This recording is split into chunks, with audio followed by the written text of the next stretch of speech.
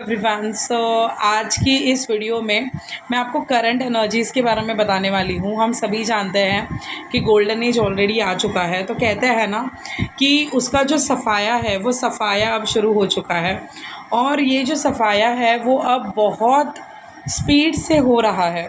तो इसीलिए हमारे अंदर छुपे हुए डर, नेगेटिव एनर्जीज़, इमोशंस जो इतने सालों से ह्यूमैनिटी के अंदर दबे पड़े थे, वो अचानक से बाहर आ रहे हैं और उसकी क्लिनजिंग हो रही है। क्योंकि जब तक कीचड़ से भरी बॉटल है, जब तक कीचड़ बाहर नहीं जाएगा, तो कितना भी हैवी फोर्स से पानी हो, वो उस कीचड़ को रिप्लेस कर कर साफ़ पानी वाली बॉटल को नहीं बना सकता।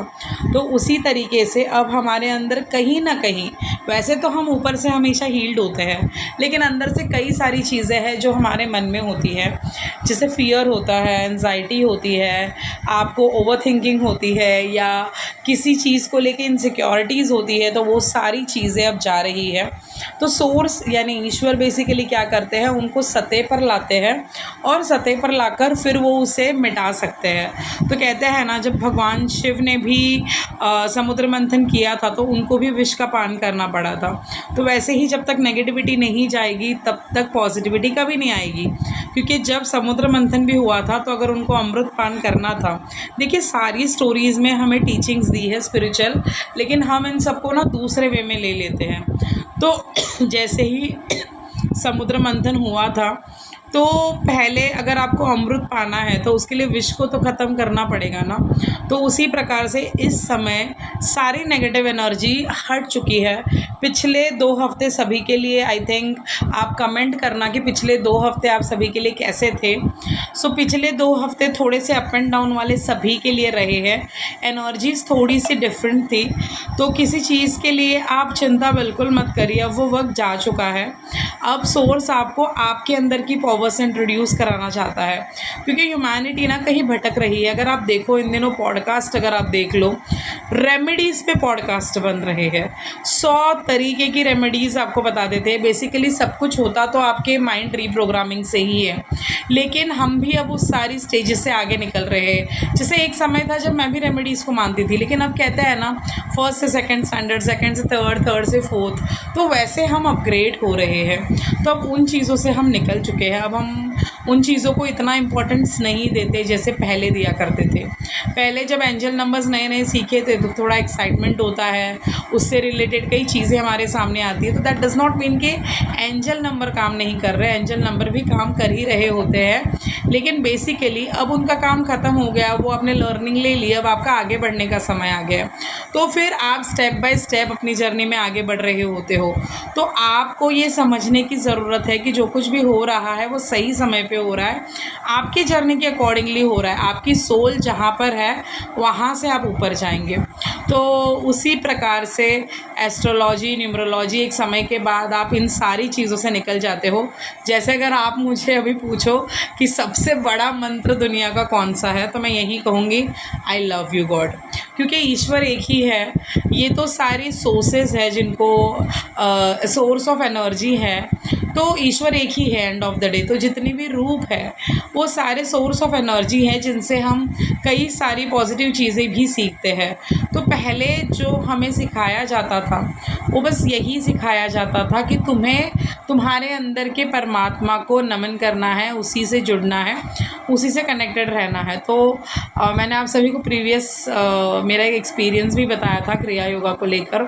तो जब मैं क्रिया योगा की दीक्षा मेरी कंप्लीट हो गई, तो जो मेरे गुरु थे जिन्होंने मुझे दीक्षा दी थी, तो उन्होंने मेरे जो चरण होते हैं, मतलब सभी के जितने भी स्टूडेंट थे, 40 आई थिंक 30-40 स्टूडेंट्स थे हम सभी, तो हम सभी के उन्होंने पाँव को उन्होंने थाली में रखकर धोया, उनको हम मतलब हमें फूल बहाए और उन्होंने हमें नमन किया। मुझे बड़ा ऑकवर्ड लगा, लेकिन उन्होंने वही बताया कि आज से मैं तुम्हें बता रहा हूँ कि तुम में एक ईश्वर है, उस ईश्वर को मैं नमस्कार कर रहा हूँ।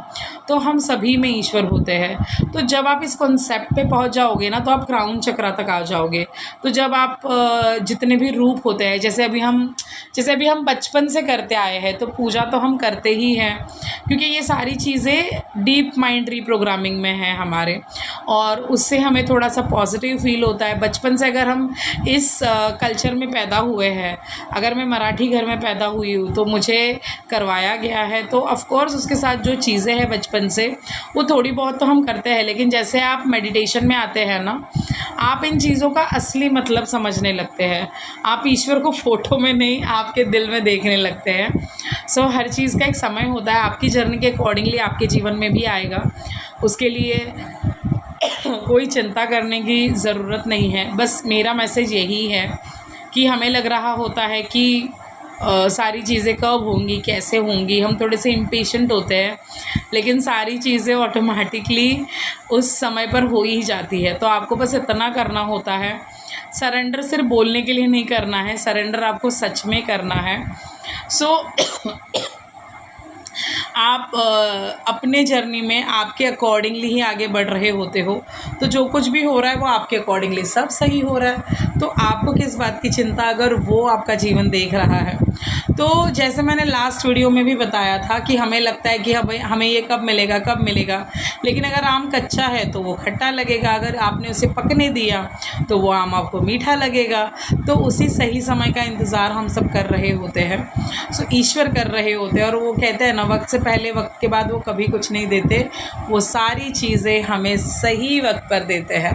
तो आप सभी को समझने की ज़रूरत है, ये सारी एनर्जीज़ हैं वो ऑलरेडी हमें कुछ ना कुछ टीचिंग दे रही होती है। अगर आप गणपति बप्पा का देखेंगे तो उनकी सारी चीज़ें अलग है, वो विघ्नहर्ता है, वो बुद्धि के देवता है, तो बहुत सारी टीचिंग्स हमें उनसे मिलती है। तो ऐसे ही हर एक देवता की अपनी एक खासियत होती है। इट मीन्स वो उनके गुणधर्म होते हैं जो हमें हमारे अंदर आत्मसात करने होते हैं। सो अगर आप बहुत सारी पूजा कर रहे हो 24 घंटा, लेकिन अगर आप किसी के अंदर के ईश्वर का सम्मान नहीं कर रहे तो कैसे होगा। तो आपके जर्नी में आपके अकॉर्डिंगली चीज़ें होंगी। तो अभी की जो एनर्जी है ये अब क्लिनजिंग वाली एनर्जी है। तो अगर आपके जीवन में उथल पुथल मची है, समझ में नहीं आ रहा है, वक्त बहुत जल्दी जा रहा है, ऐसे लगता है 2025 अभी तो शुरू हुआ था और अभी बस 3 ही महीने बाकी है, सुबह उठते हैं रात कब हो जाती है पता नहीं चलता है। तो टाइम अब थोड़ा सा स्पीडअप हो गया है, जहाँ 1 घंटा था वहाँ अब 40 मिनट्स हो गए हैं 60 मिनट्स के। तो टाइम बहुत फास्ट जा रहा है क्योंकि सोर्स ये सब कुछ कर रहा है। ईश्वर इस वक्त गोल्डन एज जो आएगा उसे हम हमारी आंखों से देखने वाले हैं। मतलब सोचिए कि आप कितनी लकी पीढ़ी में पैदा हुए हैं। सो हमने कितनी अच्छी चीज़ें की होंगी, इसीलिए हम इस ट्रांसफॉर्मेशन को अपनी आंखों से देखेंगे। So we are the lucky one. So अगर आपके जीवन में उथल पुथल मची है तो डोंट वरी, क्लिनजिंग हो रही है, क्योंकि जब तक पुराना जाएगा नहीं नया आएगा नहीं। आपके घर में अगर आपको काफ़ी समय से फ्रिज की परेशानी है लेकिन आप उसी फ्रिज को चला रहे हो, तो जब तक आप पुराने को निकालोगे नहीं तब तक आप नए को कहाँ रखोगे। तो उसी तरीके से हमारे पुराने नेगेटिव इमोशंस हमसे दूर जा रहे हैं, उन्हें जाने दीजिए, उन्हें आप सरेंडर कर दीजिए, ईश्वर के हवाले कर दीजिए। जो कुछ भी हो रहा है शांति से ऑब्ज़र्व करिए, देखिए, मध्य में रहने की कोशिश करिए। क्योंकि मध्य में रहना यानी क्या, जैसे शिव कृपानंद स्वामी जी के वीडियोज़ में हमने सुना है कि सुषुम्ना नाड़ी जो होती है, ईड़ा पिंगला जो होती है, वो जब तक ऐसे टैंगल है तब तक वो सुषुम्ना नाड़ी का जो द्रव्य है वो कभी ऊपर नहीं आएगा और कभी हम आध्यात्मिक ऊंचाइयों पर नहीं पहुंच पाएंगे। तो कहते हैं ना, कुंडलिनी एक्टिव होना मतलब क्या, आपकी ईड़ा पिंगला जो एक दूसरे में टैंगल है वो ऑटोमेटिकली सेपरेट हो जाती है और सुषुम्ना ऊपर अपने जो लिक्विड है उसको लेकर ऊपर आ जाती है। तो तब होती है कुंडलिनी जागृत। तो हम अब उस अवस्था में हैं। तो जो कुछ भी हो रहा है आपके लिए हो रहा है, आपकी सोल के लिए हो रहा है।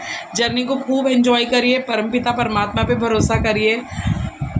जो कुछ भी हो रहा है बस एक ही बात कहिए, जो कुछ भी हो रहा है वो कर रहा है।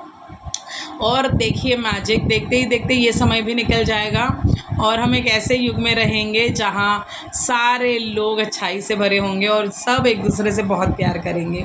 क्योंकि अब अर्थ एक बहुत सुंदर जगह बनने जा रहा है, तो क्यों ना हम अच्छी चीज़ें साथ में मिलके क्रिएट करें।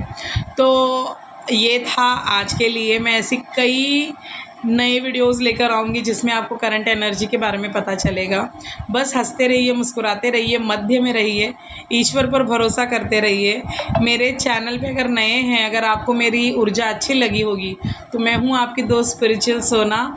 मेरे चैनल को सब्सक्राइब करना मत भूलना, ताकि जब भी मैं कोई नए वीडियोस डालूँ वो आप तक पहुँच सके।